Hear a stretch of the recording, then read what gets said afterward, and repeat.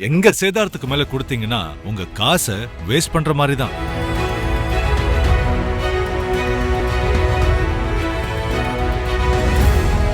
GT Holidays, South India's #1 travel brand.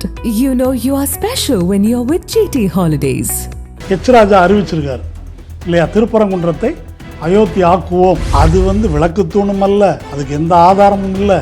இந்த வழக்கை இப்படி விசாரிக்கவும் தீர்ப்பு சொல்லவும் அவருக்கு எந்த அதிகாரமும் கிடையாது. சென்னை உயர்நீதிமன்றத்தின் 2 நீதிபதிகள் அமர்வு கொடுத்த தீர்ப்புக்கு நேர் எதிரானது. 2 நீதிபதிகள் கொடுத்ததை ஒரு நீதிபதி மீற முடியாது. இதற்காக நீதிபதி வேணுகோபால் அவரை கண்டிக்கிறார். இதெல்லாம் அயோக்கியத்தனமாக இருக்குது, இப்படி பண்ணியிருக்கிறார். கூட்டாளி எடப்பாடியின் கீழே இருந்த அறநிலையத்துறை அவங்க தான் இதை ஆர்கியூ பண்ணுறாங்க. அந்த 2 நீதிபதிகள் அதை தள்ளுபடி பண்ணிடுறாங்க. அந்த கோயில் பற்று சொல்கிறாரு, எங்கள் கோயில் வழக்கம் இதுன்னு. மத மரபை நீதிபதி உருவாக்க முடியுமா? இது திருட்டு பேசுகிற மாதிரி ஆர்குமெண்ட் இது. சரி, நான் சென்ட்ரல் ஃபோர்ஸ் அனுப்புகிறேன் அப்படின்னு சொன்னாக்கா போட்டி அரசாங்கம் நடத்துகிறாரா ஜிஆர் சாமிநாதன்? ரீக்ளைம் பாரத் வர்ஷா அப்படின்னு ஒரு சைட் இருக்கு. Hindu temples under Islamic occupation, இதெல்லாம் இடிக்கணும் அப்படின்ற லிஸ்ட்ல இருக்கு. அதனால ராம ரவிக்குமார் ஏதோ ஒரு இந்த கோயிலுக்காக போட்டாங்க அப்படி இல்லை. இது ஒரு பெரிய லார்ஜர் பிளான். ஜிஆர் சாமிநாதன் 6/5க்கு உத்தரவு போடுவதற்கு முன்னாலேயே தெரிஞ்சு கலகம் செய்வதற்கு எப்படி திரண்டீங்க? இது என்ன டிசைனா? தீர்ப்பு இப்படி வரும்னு உங்களுக்கு எப்படி முன்னால தெரியும்? கொஞ்சம் பேர் உடச்சுக்கிட்டு மேலே ஓடி இருக்கிறாங்க. ஓடி போய் அவன் தர்கால பூந்து அடிச்சிருந்தான்னு வச்சுருங்க. அது தடியடி துப்பாக்கி சூடுக்கு போயிருந்தால் அதுக்கு யார் பதில் சொல்றது? ஜிஆர் சாமிநாதனா? பிஜேபி பண்ற பாலிடிக்ஸே இதுதான். ராமரையும் அனுமாரையும் வச்சு பிச்சை எடுக்கிறானுங்க. அவங்க பிரச்சனையே என்னன்றீங்க? முஸ்லீமே கேட்கல, நீங்க எது கேட்குறீங்க? நான் எச்சி துப்பி வம்பு எடுக்கிறேன், அவங்க மௌனமா இருக்கிறாங்க, நீ எதுக்கடா என்ன கேட்குற? இப்போ எடப்பாடி வாயை மூடிட்டு இருக்கிறது அயோக்கியத்தனம். தாவேக்கான்னு ஒரு கட்சி இருக்குது, அது இருக்குதா? இந்த மாதிரி ஒரு விஷயத்துல ஒருத்தர் அமைதி காக்குறாங்க அப்படின்னா அவனை போல அயோக்கியம் வேற யாரும் இல்லை. நக்கீரன் நேயர்களுக்கு வணக்கம். நம்முடன் இணைந்திருக்கும் சிறப்பு விருந்தினர் இடதுசாரிக சிந்தனையாளர், செயற்பாட்டாளர் திரு மருதையன் சார். வணக்கம் சார். வணக்கம். திருப்பரங்குன்றம் மலை சர்ச்சை மீண்டும் விஸ்வரூபம் எடுத்திருக்கு. நேற்றிலிருந்து பெரிய அளவில் பேசுபொருளாக மாறி இருக்கு. தமிழக அரசு உயர்நீதிமன்ற தீர்ப்பை அவமதிச்சிடுச்சு, இந்துக்களுக்கு எதிராக செயல்படுறாங்க, ஆட்சியை கலைக்கணும் அப்படிங்கிற அளவுக்குலாம் நிறைய பேர் பேச ஆரம்பிச்சிருக்காங்க. குறிப்பாக சுப்பிரமணிய சாமி இந்த கருத்தை சொல்லியிருக்காரு. இந்த விவகாரம் எங்கிருந்து தொடங்குனுச்சு சார்? இப்போ இது எப்படி நீங்கள் பார்க்குறீங்க? நீங்களும் இதில் சம்மந்தப்பட்ட நபர் தான், அதனால் கேட்குறேன். உயர்நீதிமன்ற தீர்ப்பு இருக்கு இல்லையா, அது அரசமைப்பு சட்ட தீர்ப்பும் அந்த தீர்ப்பை அமல்படுத்த நீதிபதி போட்ட உத்தரவும் சட்டத்தையும் அரசமைப்பையும் அவமதித்திருக்கிறதுன்றதான் உண்மை. தமிழக அரசு அவமதிக்கலை, தமிழக அரசு சட்டப்படி நடந்து கொண்டிருக்கிறது. அயோத்தி போன்று ஒரு கலவரம் தொடங்குவதற்கான வாய்ப்பை முளையிலேயே தமிழக அரசு கிள்ளி இருக்கிறது என்ற வகையில் முதல்வர் ஸ்டாலின் தலைமையிலான இந்த அரசு பாராட்டுக்குரியது. சுப்பிரமணிய சாமி திட்டுறாருன்னாலே நம்ம பாராட்டணும் அப்படின்னு எடுத்துக்கலாம். சொல்கிறார், கோவில்களை திமுக குண்டர்கள் தாக்குறாங்க, உடனடியாக மத்திய அரசு திமுக அரசு டிஸ்மிஸ் பண்ணும் அப்படிங்கிறாரு. கோயிலில் எங்கே தாக்குனாங்க? பாஜக அல்லது இந்து முன்னணி குண்டர்கள் போலீஸை தாக்கினார்கள். அதுதான் எல்லா வீடியோலையும். காவலர் காயம்பட்டிருக்கு. ஆமாம், திமுக காரங்க எங்கேயுமே இல்லை. அதனால் இப்போ பிரச்சனை என்ன என்று சொன்னால், இது இந்துக்களின் பிரச்சனை இல்லை, இது பக்தர்களின் பிரச்சனை அல்ல. கடவுள் என்ற பெயரில் அதுக்கு பின்னால் ஒளிந்து கொண்டு பாரதிய ஜனதா மற்றும் ஆர்எஸ்எஸ் கும்பல் நடத்தக்கூடிய ஒரு கலகம். இது அயோத்தி மாதிரி தமிழ்நாட்டில் ஆக்கணும், இது நான் சொல்லலை, ராஜா அறிவிச்சிருக்கார் இல்லையா. திருப்பரங்குன்றத்தை அயோத்தி ஆக்குவோம் அப்படின்னு அறிவிச்சிருக்காரு. அயோத்தி ஆக்கிறது எப்படி ஆக்குனாங்கன்னு தெரியும், எத்தனை பணம் விழுந்ததுன்னு தெரியும், எத்தனை அப்பாவிகள் கொல்லப்பட்டார்கள்னு தெரியும். அப்படி ஒரு சூழலை தமிழ்நாட்டில் ஏற்படுத்துவது என்ற திட்டத்தில் இவர்கள் முயற்சி செய்தார்கள்.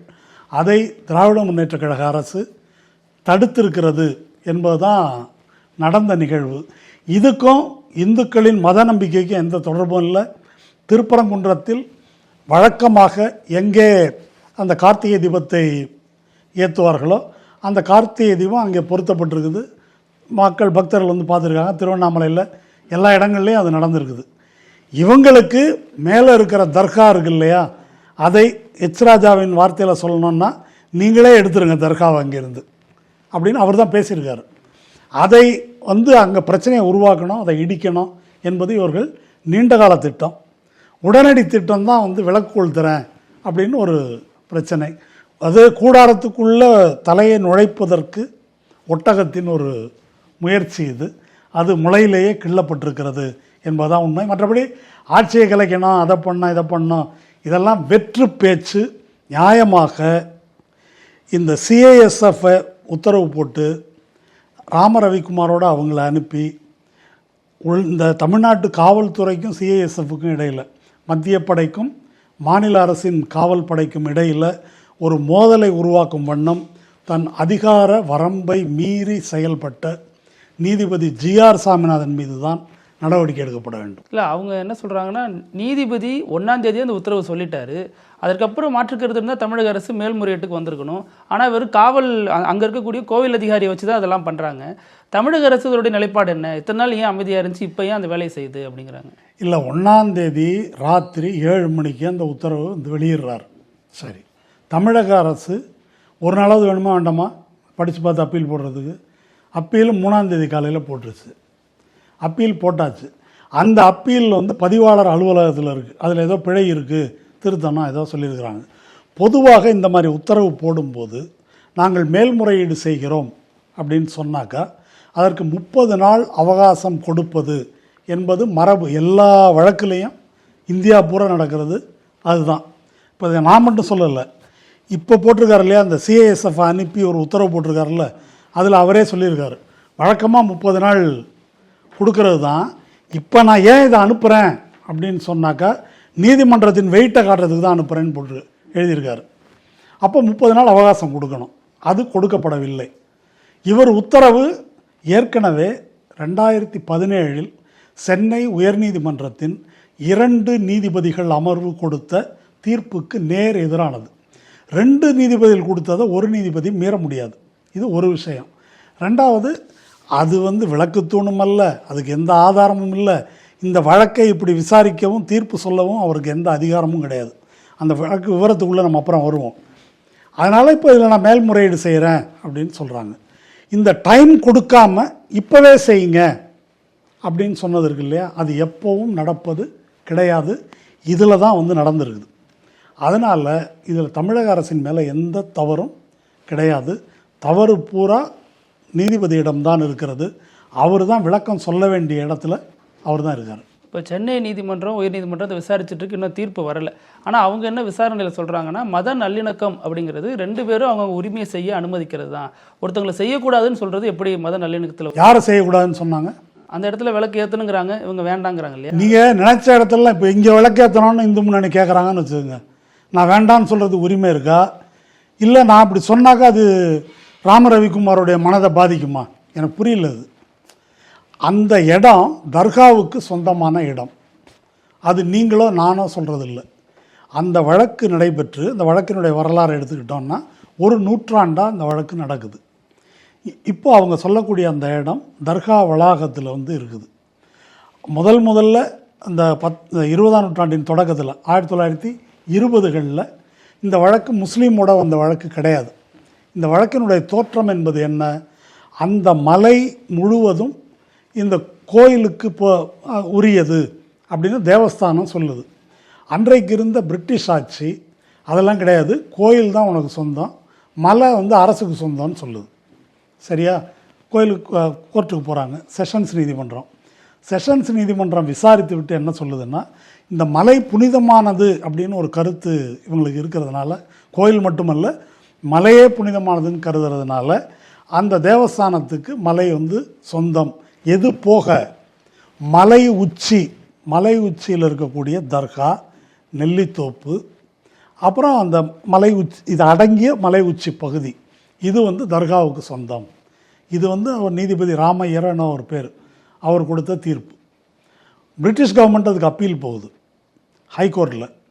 சென்னை உயர்நீதிமன்றம் அப்போ என்ன சொல்லுது அப்படின்னா, 1926 நினைக்கிறேன், என்ன சொல்லுதுன்னாக்கா, அதெல்லாம் கிடையாது, மலை அரசுக்கு சொந்தம், கோயில் வரைக்கும் தான் உனக்கு சொந்தம் அப்படின்னு உயர்நீதிமன்றம் தீர்ப்பு சொல்லுது. தேவஸ்தானம் பிரைவி கவுன்சிலுக்கு போகுது. பிரைவி கவுன்சில்னால் லண்டனில், அன்னைக்கு சுப்ரீம் கோர்ட்டு. பிரைவி கவுன்சில் கீழமை நீதிமன்றம் கொடுத்த தீர்ப்பை உறுதி செய்யுது. அப்போது இந்த இந்த இந்த வழக்கு விசாரணை இருக்கு இல்லையா, இதில் இந்த இடம் அந்த இடம் இப்படி பல அடையாளங்கள் சொல்லப்படுது. எந்த இடத்திலும் மலை உச்சியில் விளக்குத்தூண் இருக்குதுன்னு யாரும் சொல்லலை.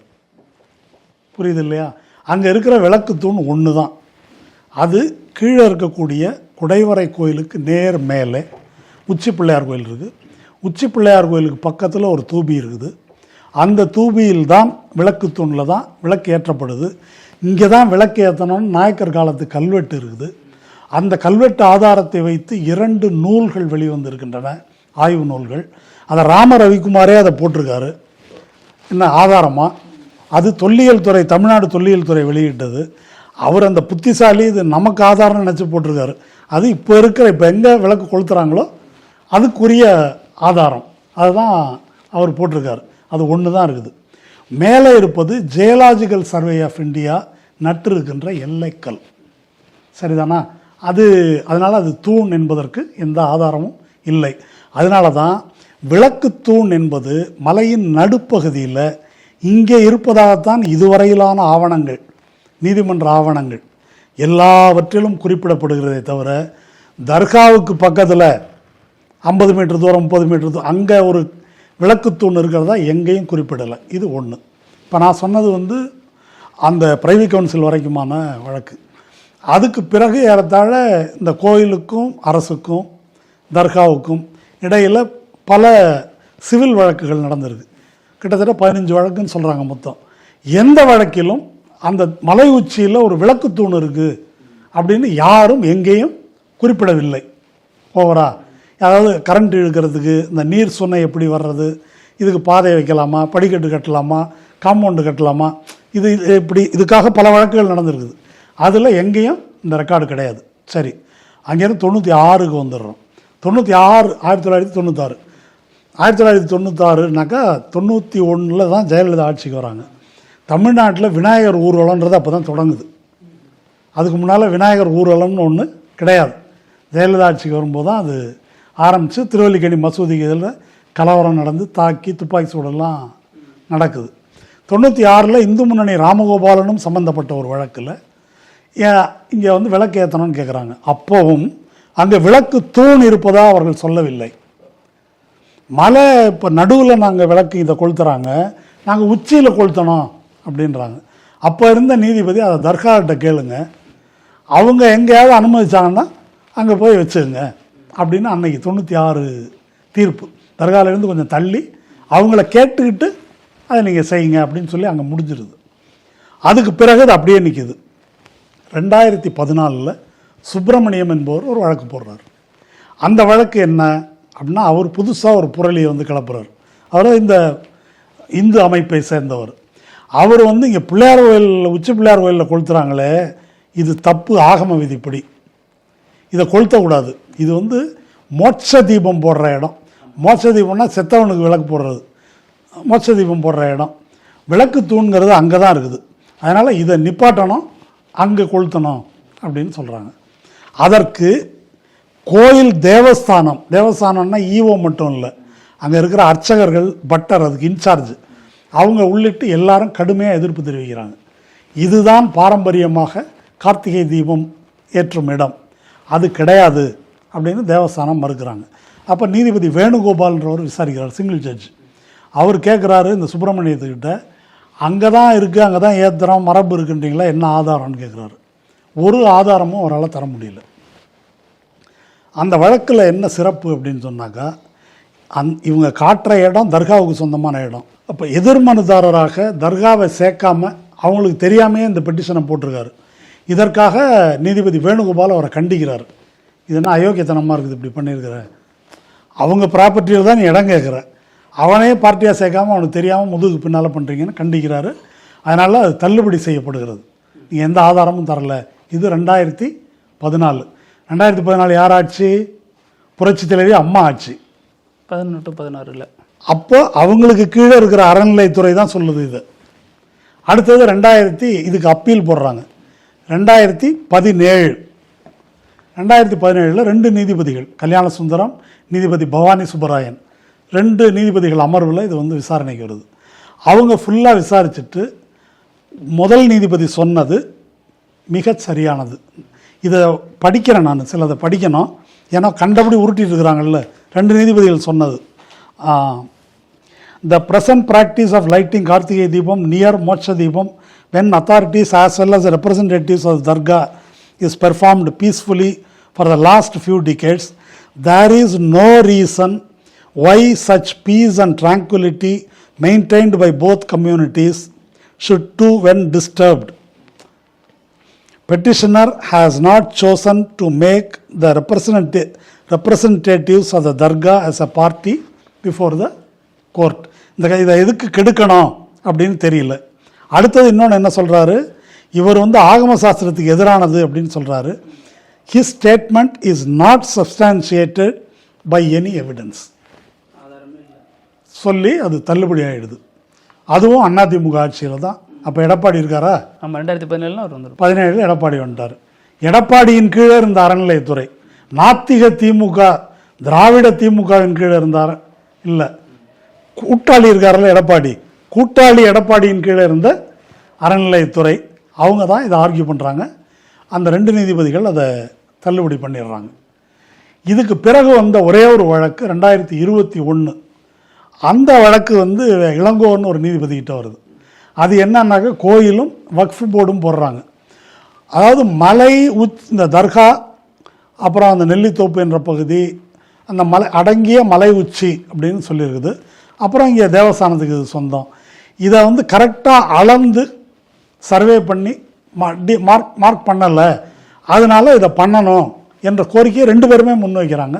அதை செய்யுங்கன்னு அந்த நீதிபதி உத்தரவு போடுறாரு. இந்த உத்தரவிலும் விளக்குத்தூண் பற்றிய பிரச்சனையே வந்து வரல.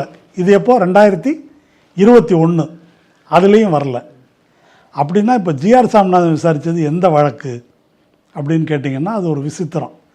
1996 ராமகோபாலன் இருக்கும்போது மலை உச்சியில் எங்கன்னா தர்காவை கேட்டு கொஞ்சம் தள்ளி கொளுத்திங்க அப்படின்னு சொன்னாங்கல்ல, அதெல்லாம் தாண்டி 2 நீதிபதிகள் அந்த பக்கம் போகக்கூடாதுன்ட்டாங்க. முடிஞ்சிருச்சு. 96 தீர்ப்பை அமல்படுத்தணும் அப்படின்றது தான் இப்போ ராம ரவிக்குமாருடைய ப்ரேயர். 30 வருஷம் கழிச்சு இப்போ அதை கேட்குறாரு. நம்ம நீதிபதி என்ன சொல்கிறாரு, 24 ஹவர்ஸில் அதை அமல்படுத்துன்றார். இதில் இவ்வளவு வழக்குகள் இருக்குது, இப்போ இவ்வளவு முரண்பாடான தீர்ப்புகள் இருக்குது, இதை வந்து அமல்படுத்த சொல்கிறாரு. சரி, நீதிபதி என்ன தீர்ப்பு கொடுத்தாரு, அவர் எப்படிங்க கண்டுபிடிச்சார் இதை விளக்கு தூண்றதை? இப்போ ராம ரவிக்குமார் பெட்டிஷன் போட்டிருக்காரு, அவர் தான் சொல்கிறாரு அது விளக்கு தூண்னு. இப்போ அவர் விளக்கு தூண்னு சொன்னால் யாருங்க எவிடன்ஸ் கொடுக்கணும்? அவர் தான் கொடுக்கணும். ஒன்றும் கொடுக்கல. நீதிபதி வந்து ஆய்வுலாம் பண்ணிட்டு போய் தானே அந்த தீர்ப்பு. அது நீதிபதி. ராம ரவிக்குமார் பெட்டிஷன்னு மொக்கையாக இருக்குது அப்படின்னு நீதிபதியே சொல்லியிருக்காரு. சரியா? அதனால் ராம ரவிக்குமார் செய்ய தவறியதை நீதிபதி செய்கிறார். நீதிபதி நான் நேராக போய் பார்க்குறேன் அப்படின்னு கோர்ட்டில் அறிவிச்சிட்டு, கோர்ட்டில் எப்படி சொல்கிறாருன்னா, நான் போகிறேன் யாரும் வரக்கூடாதுன்னு சொல்கிறார். சொல்லிவிட்டு அவர் போகிறார், போய் பார்த்துட்டு வர்றாரு. வந்து தீர்ப்பில் என்ன எழுதியிருக்காருனாக்கா, நான் எல்லாருக்கும் சொல்லிட்டு தானே போனேன், யார் வேணால் வந்திருக்கலாமேன்னு சொல்கிறார். என்ன அவர் கோர்ட்டில் சொன்னதுக்கு சிசிடிவி பதிவு ஆதாரம் இருக்குது. இது வழக்கறிஞர் வாஞ்சிநாதன் இந்த வழக்கில் அவங்களுக்கு எதிராக வாதாடி இருக்கார். அவர் சேலஞ்ச் பண்ணுறாரு, சிசிடிவியை போடுங்க, நீதிபதி மாற்றி பேசுகிறாரு, தீர்ப்பிலே அப்படி எழுதியிருக்காருன்னு சொல்லி.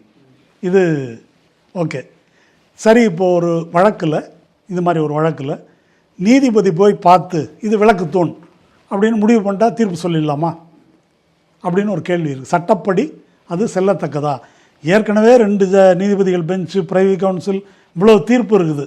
இத்தனையும் தாண்டி நான் போய் பார்த்துட்டு அப்படின்னு சொல்ல முடியுமா? இவர் போய் பார்க்குறாரு. அதுலேயும் அவர் தீர்ப்பில் என்ன சொல்கிறாருன்னா, நான் வந்து எவிடன்ஸை தேடியெல்லாம் போகலை, என்னுடைய ஜுடிஷியல் கான்ஷியன்ஸ், மனசாட்சி இருக்குல்ல, அதை திருப்திப்படுத்திக்கிறதுக்காக தான் நான் போனேன் அப்படின்னு ஒரு தீர்ப்பில் குறிப்பிடுறாரு. குறிப்பிட்டு இப்போ கேள்வி என்ன அப்படின்னா, அது விளக்கு தூணா? 2வது, அந்த விளக்கு தூணில் பாரம்பரியமாக விளக்கு ஏற்றப்பட்டதா? இதுதான் அவங்களுடைய ஆர்குமெண்ட். இப்போ இவர் என்ன சொல்கிறாருன்னாக்கா, அதை பார்த்தாலே தெரியல அது விளக்கு தூண்னு. இது ஒன்று. பாரம்பரியமாக ஏற்றப்பட்டதா? அது கரெக்டு தான், அதுக்கு நம்மகிட்ட ஒன்றும் ஆதாரம் இல்லை. இதை ஜிஆர் சாமிநாதன் சொல்கிறாரு, அதுக்கு ஒன்றும் ஆதாரம் இல்லை. ஆனால் அது விளக்கு தூண்னு பார்த்தாலே தெரியுது, அதனால் விளக்கு போடணும். விளக்கு தூண் சரி, இப்போ அது பார்த்தாலே விளக்கு தூணா அப்படின்னு அடுத்த கேள்வி. அது வந்து ஜியோலாஜிக்கல் சர்வே ஆஃப் இந்தியா நட்டிருக்கக்கூடிய ஒரு கல், எல்லைக்கல். அது எப்படிங்க எல்லைக்கல்னு சொல்கிறீங்க அப்படின்னா, அதுக்கு பக்கத்துலேயே சிமிலராக ஒரு கல் இந்த கல் உடஞ்சி விழுந்து அதனுடைய பீடம் இருக்குது. அதை வந்து இவங்க ஏற்கனவே இந்த டிஸ்பியூட் எழுப்பின போது ஒரு ஆர்டிஓ என்கொயரி நடந்திருக்கு. அந்த ஆர்டிஓ என்கொயரி வந்து அதை நேராக பார்த்துருக்குறாங்க. இந்த தூண் விழுந்த இடத்துல அந்த பாட்டம் இருக்குது இல்லையா, அது வந்து சர்வே மார்க் பண்ணக்கூடிய வட்டமும் புள்ளியும் அதில் இருக்குது. அப்போ அதே மாதிரியான இன்னொரு கல் இது, அவ்வளோதான். இதுதான் அது சர்வே கல், அது ஜியாலஜிக்கல் சர்வேயுடைய கல் என்பதற்கான ஒரு ஆதாரம். சரி, விளக்கு போட்டதற்கு ஆதாரம் இல்லை. அதுக்கு நீதிபதி என்ன சொல்கிறாருன்னாக்கா, குன்றிருக்கும் இடமெல்லாம் குமரன் இருக்கிறான், குன்றிருக்கும் இடமெல்லாம் விளக்கு போடுறதுன்னு ஒரு மரபு நம்ம தமிழ் இலக்கியத்திலலாம் இருக்குது. அப்போ போட வேண்டியதானே? இப்போ இதுவா வாதம்? அதான் போடுறாங்களே, அங்கே போடணும், அங்கே போடணும்னா அதற்கு மரபு இருக்கணும். தற்காலம் சில மீட்டர் தள்ளி தானே இருக்குது. அப்படி தள்ளி தான், அது எவ்வளோ மீட்டர் வேணால் தள்ளி இருக்கட்டும், அது உங்களுக்கு எதுக்கு? அங்கே மரபு இல்லை, மரபு இருக்குது அப்படின்னு இவரால் சொல்ல முடியல. மரபு இல்லை, அது அவரால் இவர் பார்த்தா இது வந்து விளக்கு தூண் மாதிரி தெரியுதுன்னு அவர் சொல்கிறார். யார்? நீதிபதி சொல்கிறார். மூணாவது, அங்கே விளக்கு போடுறதுக்கு அவர் ஒரு காரணம், அபாயகரமான விசித்திரமான காரணம் ஒன்று சொல்கிறார். மலை வந்து கோயிலுக்கு சொந்தங்க, அப்போது இது எனக்கு தான் சொந்தம் அப்படின்றத உறுதி செய்து கொள்வதற்கு ஒரு நடவடிக்கை வேணுமா வேண்டாமா? யாராவது வேறு யாரும் சொந்தம் கொண்டாடாமல், யார் தர்கா சொந்தம் கொண்டாடாமல் தடுப்பதற்கு, அதை உறுதி செய்து கொள்வதற்கு ஒரு நடவடிக்கை வேணும்ல, அதுக்காக போடலாம்ல அப்படின்னு சொல்கிறாரு. இது வந்து நீதிபதி கண்டுபிடித்திருக்கிற ஒரு வாதம். அவர் முன்னால் வந்துள்ள வழக்கு, எங்கள் சொத்தை தர்கா ஆக்கிரமித்து விட்டது, இல்லை இன்னொருத்தர் யாரோ ஆக்கிரமிச்சிட்டாங்க அப்படின்னு தேவஸ்தானம் கேட்டாங்களா?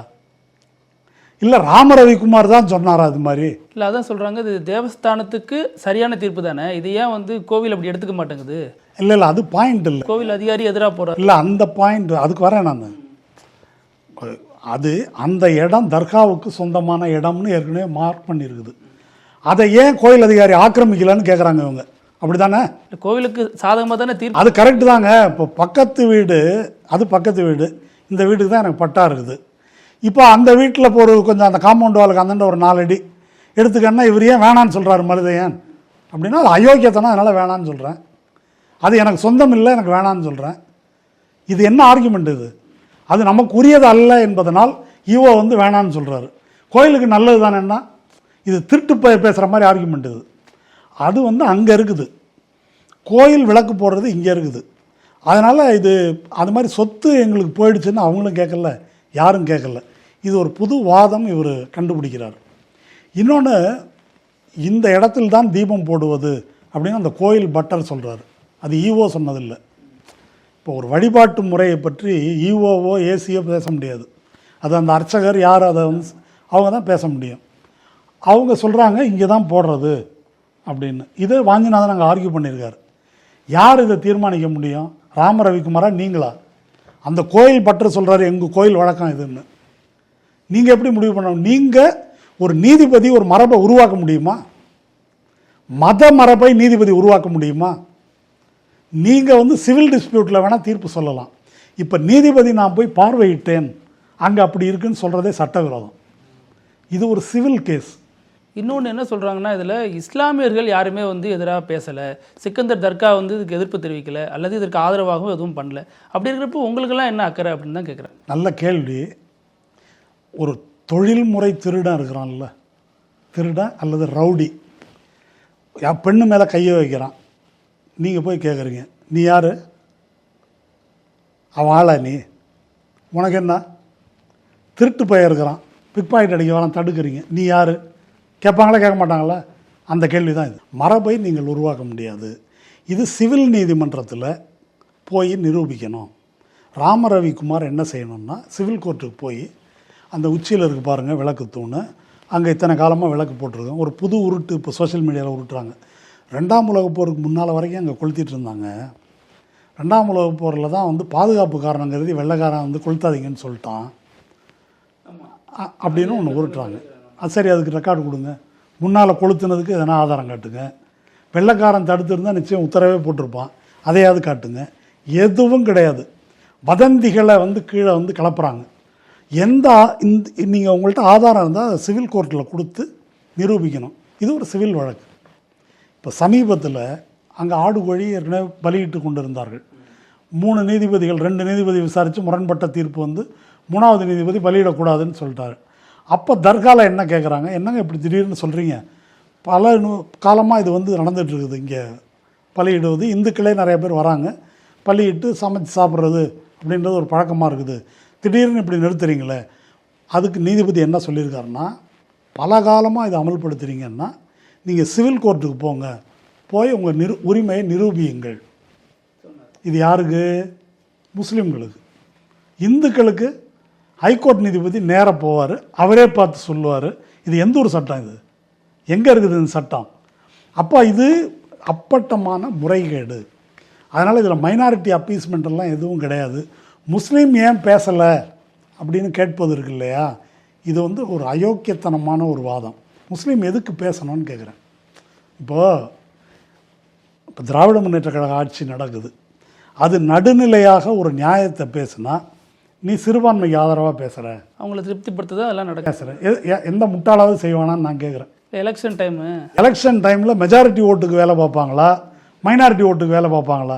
தேர்தல்ன்றதை வச்சுக்குவோம். அங்கே தான் சொல்கிறாங்க இந்துக்களுக்கு எதிரான கட்சி திமுக, அதை தான் இந்த முறையும் நல்லா செய்கிறாங்க. அது இவங்க ரொம்ப நாளாக பிரச்சாரம் பண்ணிகிட்டு இருக்கிறாங்க. இந்தியாவில் பெரும்பான்மையான இந்துக்களுக்கு எதிரான கட்சி அப்படின்னு ஒரு கட்சி இருக்குது அப்படின்னா அதுதான் பிஜேபி. பிஜேபியால் நன்மை அடைந்த 2 இந்துக்கள் இருக்கிறாங்க, அம்பானி அதானி. அவங்களுக்கு நன்மை ஏற்படுத்தி கொடுத்த 2 இந்துக்கள் இருக்காங்க, மோடி அமித்ஷா. சரிதானா? மற்றபடி இந்துக்கள் யாருக்கும் அது எதுவும் செய்யலை, இந்துக்களை மொட்டை அடிக்கிற வேலையை தான் செய்யுது. அதனால் இந்த வாதம் இருக்குல்ல, இந்த இந்து முஸ்லீம் அப்படின்ற வாதம், இது மோசடியானது. இப்போது ஒரு பிரச்சனைங்க, இப்போ நான் பிறப்பால் இந்து, பக்கத்து வீட்டுக்காரர் பிறப்பால் கிறிஸ்தவர் அல்லது முஸ்லீம்னு வச்சுக்கோமே, 2 பேருக்கும் ஒரு லேண்ட் டிஸ்பியூட் வருது. இதில் நான் இந்துவா கிறிஸ்தவனான்றது எந்த வகையில் சம்மந்தம் உள்ளதுன்னு நீங்கள் சொல்லுங்கள். பட்டா என்கிட்ட இருக்குதா, எல்லை என்ன, இவ்வளோதான் பேசணும். இதில் ஒருத்தன் வந்து பஞ்சாயத்து பண்ணாக்கா நீ கிறிஸ்டினுக்கு சாதகமாக பேசுகிற, முஸ்லீமுக்கு சாதகமாக பேசுகிற என்று பேசுவது அயோக்கியத்தனம் இல்லையா? இது அந்த மாதிரியான ஒரு பிரச்சனை. உங்கள்கிட்ட எந்த ஆதாரமும் கிடையாது. எந்த ஆதாரமும் இல்லாமல் இங்கே விளக்கு ஏற்ற வேண்டும் நீங்கள் கேட்குறதோட நோக்கம் என்னென்னா அந்த மசூதியை இடிப்பது. ஏன் கேட்டாக்க இப்படி சொல்லுவீங்களா அப்படின்னு சொல்லலாம். அவங்க சொல்லக்கூடிய அந்த தூணுக்கு போகணும்னா தர்காவுக்கு சொந்தமான இடம் வழியாக தான் போகணும். நீதிபதி என்ன சொல்கிறாருன்னா, தர்காவுக்கு காம்பவுண்டு கட்டியிருக்கிறீங்களா அப்படின்னு கேட்டாராம். ஆமான்னாங்களாம். அப்போ காம்பவுண்டுக்கு வெளியே உள்ள இடம்லாம் உங்களுக்கு சொந்தம் இல்லை. இது எந்த ஒரு நியாயங்க? இப்போ ஒரு காம்பவுண்டு இருந்தால் காம்பவுண்டுக்கு வெளியே அதுக்கு இருக்கக்கூடாதா? ஏற்கனவே மலை உச்சி சொந்தம் அப்படின்னு தீர்ப்பு இருக்குது. அப்படி ஒரு தீர்ப்பை இவர் சொல்லியிருக்காரு. அப்போவும் இந்த தர்கா அதற்கு செல்லும் படிக்கட்டு இருக்கு இல்லையா, அது வழியாக தான் இந்த இடத்துக்கு இவங்க போக முடியும், இல்லைன்னா ஹெலிகாப்டரில் வரணும். இப்போது அது ஒரு ப்ரைவேட் ப்ராப்பர்ட்டி. அந்த ப்ரைவேட் ப்ராப்பர்ட்டிக்குள்ளே சுப்ரீம் கோர்ட் ஜட்ஜாகவே இருக்கட்டும், அவங்க அனுமதி இல்லாமல் போக முடியுமான்னு நான் கேட்குறேன். போகலாமா?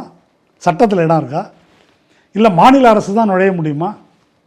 அவங்க அனுமதி வேணுமா இல்லையா? இப்போ இவங்க என்ன சொல்கிறாங்க, அனுமதி தேவையில்லை, உள்ள அத்துமீறி நுழை, அதுக்கு எனக்கு போலீஸ் பாதுகாப்பு கொடுக்கணும். மத்திய தொழில்துறை வராங்க, அதுக்கப்புறம் வருவோம். இப்படி ஒரு அத்துமீறலை, சட்டவிரோதமான ஒரு காரியத்தை, ஏகப்பட்ட விஷயம் சட்டவிரோதம், அவ்வளவு சட்டவிரோதம் இருக்கிறதுனால தான் எல்லாருக்கும் ஒரு பச்சை பிள்ளைக்கு கூட தெரிய அளவுக்கு ஒரு முறைகேடு நான் சிஐஎஸ்எஃப் அனுப்புகிறேன்றது இல்லையா. லா அண்ட் ஆர்டர்ன்றது மாநில அரசின் கீழே இருக்குது. நீதித்துறைக்கு என்ன வேலை? போலீஸுக்கு உத்தரவு போடலாம், செய்யலைன்னா கண்டிக்கலாம், இல்லை ஏதாவது ஒரு நடவடிக்கை எடுக்கலாம். இதுதானே தவிர சரி நான் சென்ட்ரல் ஃபோர்ஸ் அனுப்புகிறேன் அப்படின்னு சொன்னாக்கா, இப்போது போட்டி அரசாங்கம் நடத்துகிறாரா ஜிஆர் சாமிநாதன்? இதுக்கு என்ன பொருள்? இதுவரைக்கும் இந்திய வரலாறில் ஏகப்பட்ட கண்டெம்ட் வந்துருக்குது வழக்கு. ஒவ்வொரு நீதிமன்றத்துலையும் ஆயிரக்கணக்கில் இருக்குது கண்டெம்ட் கேஸு. கூப்பிட்டு விமர்சனம் பண்ணுவாங்க, வாய் மிரட்டலாம் மிரட்டுவாங்க, அபராதம் போடுவாங்க, இதெல்லாம் பண்ணியிருக்கிறாங்க. ஒரு என்க்ரோச்மெண்ட் இருக்குது.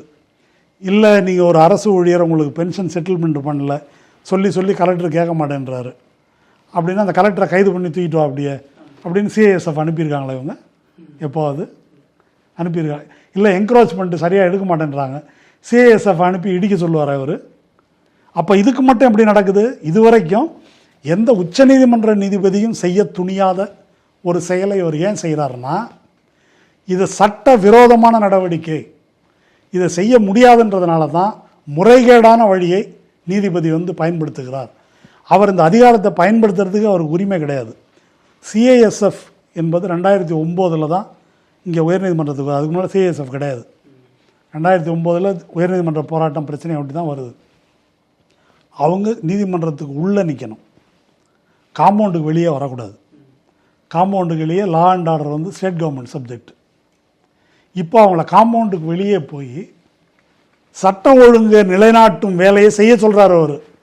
எந்த சட்டத்தில் இருக்குது? எந்த சட்டத்தில் இருக்குது?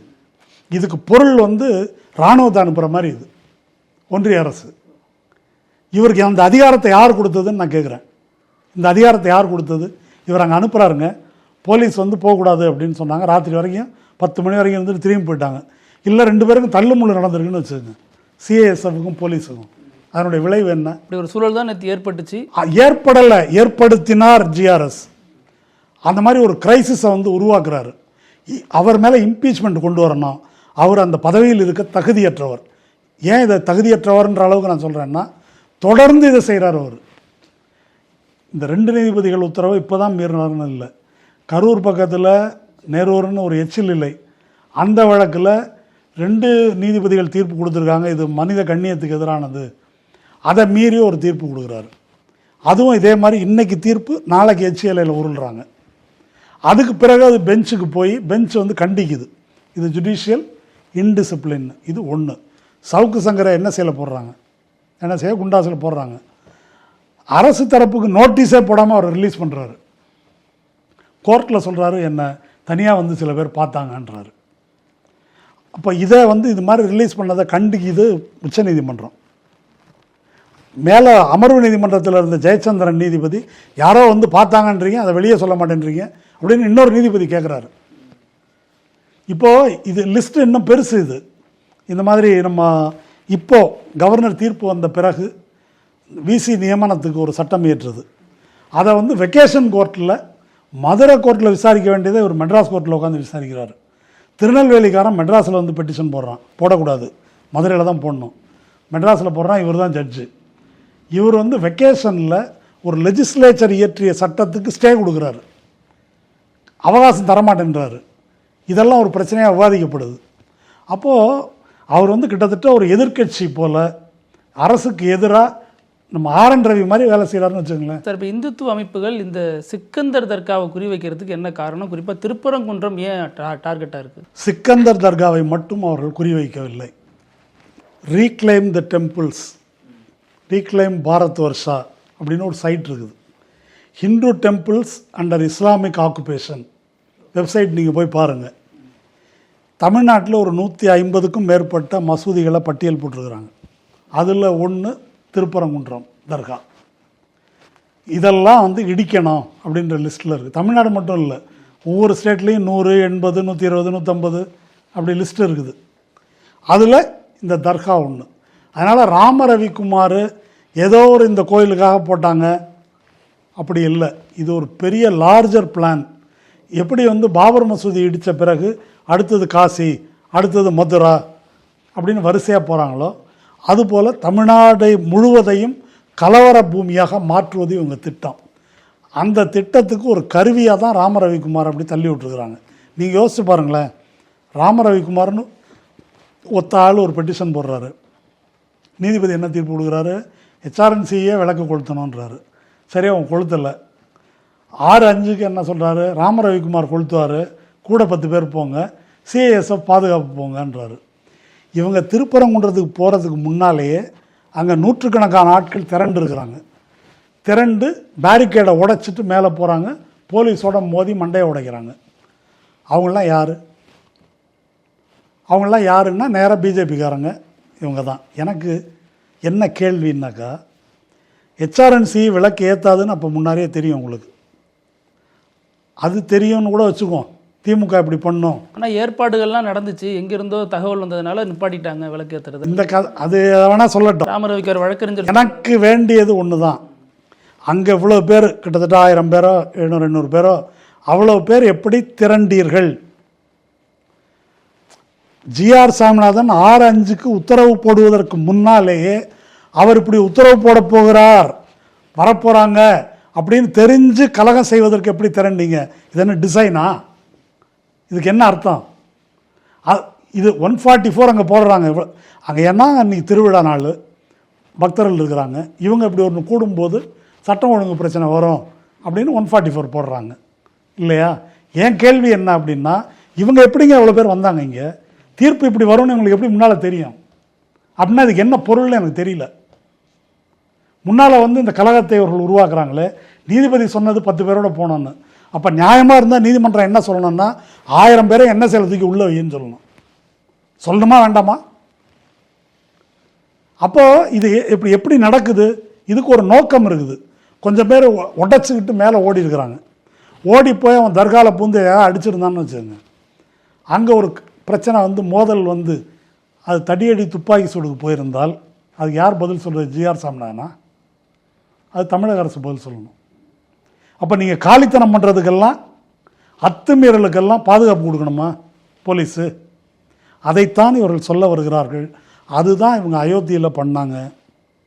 அயோத்தியில் இந்த கோயில் அவங்களுக்கு சொந்தான்னு சொன்ன தீர்ப்பிலேயே இது ஒரு கிரிமினல் குற்றம்னு தான் சொல்லியிருக்கிறாங்க. 92 டிசம்பர் 6 அன்னைக்கு இடித்ததை. இதை சிலர் சொல்கிறாங்க, சார் இது என்ன விளக்கேற்று சொல்கிறாங்க, இது ஏற்றிருந்தால் இவ்வளோ பெரிய பிரச்சனையே வந்திருக்காது, இது கவர்மெண்ட்டு தான் இது வேணும்னே பண்ணி இதை ஒரு அரசியலாக மாற்றிட்டாங்க அப்படிங்கிறாங்க. விளக்கு ஏற்கனவே ஏற்றுறாங்க. இப்போது யாரோ ஒரு ஆள் வருவான், இங்கே கொளுத்தணும்னு சொல்லுவோம், உடனே கொளுத்தணுமா? இது எங்கேயாவது நடக்குமாங்க? எங்கேயாவது நடக்குமான்னு நான் கேட்குறேன். நீ யார்? நீ இந்துக்களின் பிரதிநிதியா? முதல்ல இதுதான் முக்கியமான கேள்வி. உன்னை யாரும் மதிக்கலை. திருவண்ணாமலையிலேருந்து 63 விழாலேருந்து அங்கே அழகர் ஆற்றுல இறங்குறதுலேருந்து லட்சக்கணக்கில் மக்கள் திரள்றாங்க. எவனும் இந்து முன்னணியை பற்றி கவலைப்படுறது கிடையாது. எங்கேயும் எந்த பிரச்சனையும் கிடையாது. நீங்கள் ஒரு கும்பல். இந்த கும்பல் எப்படிப்பட்ட கும்பல்னால், நம்ம சென்னையில் தெலுங்கு பேசுகிறவங்க ராமர் மாதிரி அனுமார் மாதிரி வேஷம் போட்டுக்கிட்டு வீடு வீடாக பிச்சை எடுத்துகிட்டு வராங்க, பார்த்துருக்கீங்களா? அவங்க வயிற்று பாட்டுக்கு பிச்சை எடுக்கிறாங்க. பிஜேபி பண்ணுற பாலிடிக்ஸே இதுதான். ராமரையும் அனுமாரையும் வச்சு பிச்சை எடுக்கிறானுங்க. இது ஒரு அரசியலா? இது மக்கள் பிரச்சனை ஏதாவது அவன் பேசியிருக்கிறானா? கடவுள் பின்னால் நீ எதுக்கு ஒளிஞ்சுக்கிற? கடவுள் மக்கள் பார்க்குறாங்க, கும்பிடுறாங்க. நீ யார் அத்தாரிட்டி? எதுக்கு? இத்தனை ஆண்டுகளாக யாரும் கிளைம் பண்ணலையே. இவ்வளவு நடந்த பிறகு திருப்பரங்குன்றத்திலேருந்து ஒரு ஆள் கூட வரலையே உங்க கூட. அது எப்படி? அது அவ்வளோ நியாயமாக தட்டி வரவேற்றாங்க மக்கள். அதெல்லாம் இவன் சொல்லிக்கலாம். யாரும் வரலையே. அங்கே இருக்கிற மக்கள் அதுக்கு தான் போயிட்டுருக்குறாங்க. அப்போ இது எப்பொழுதுமே எப்படி பிரச்சனை அப்படின்னாக்கா, அவங்க யாரும் வரமாட்டாங்க. மக்கள் அயோத்தியிலையும் வரல. என்ன செய்வாங்கன்னா, இப்படி வம்பிழுத்து இந்து முஸ்லீம் கலவரத்தை உருவாக்கி அப்புறம்தான் கூட்டம் சேர்ப்பாங்க. பக்திக்கு யாரும் வரமாட்டான். நம்மளாம் அடிச்சிட்டான், நம்மளாம் அடிச்சிட்டான், அப்படி தான் கூட்டம் சேர்க்கறது. அப்படி ஒரு கைகலப்பை உருவாக்க வேண்டும், மோதலை. இப்போ அவங்க பிரச்சனையே என்னன்றீங்க? முஸ்லீமே கேட்கல, நீங்கள் எது கேட்குறீங்க? அதுதான் தொடர்ந்து அதான் முன்வைக்கப்படுது.